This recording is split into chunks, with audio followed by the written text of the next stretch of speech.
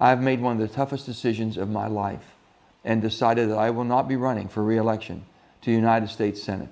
So, following Senator Joe Manchin of West Virginia's announcement that he's not going to be seeking an additional term, I think Democrats have some potentially difficult times ahead of them with respect to maintaining their very narrow lead in the Senate, which right now stands at, I believe, two, and also potentially going forward should Senator Manchin choose to seek either a third party or an independent bid for president. So looking at the balance of power and just the map that's confronting Democrats going forward into 2024, it's not one that's terribly favorable. There are a couple dozen seats that really are open for Democrats, and Republicans have to defend far fewer.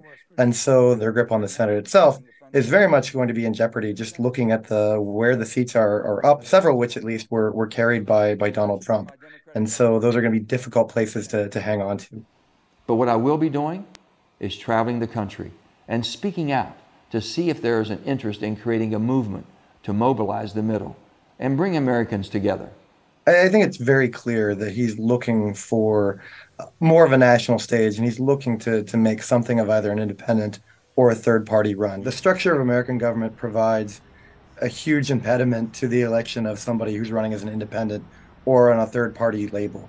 And it has to do a lot with electoral college, also has to do with the voters themselves. And we've seen this in various polling where there's a lot of support for the idea of a third party candidate, and that dwindles on election day when they go to the polls and they are faced with the reality of the situation that it's really going to be one of two names who's going to be elected president. Nobody necessarily likes to back somebody who's a sure loser.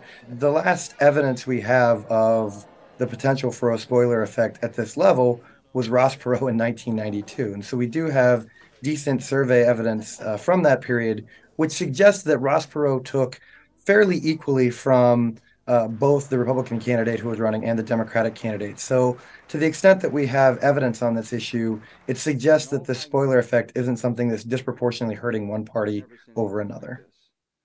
The President of the United States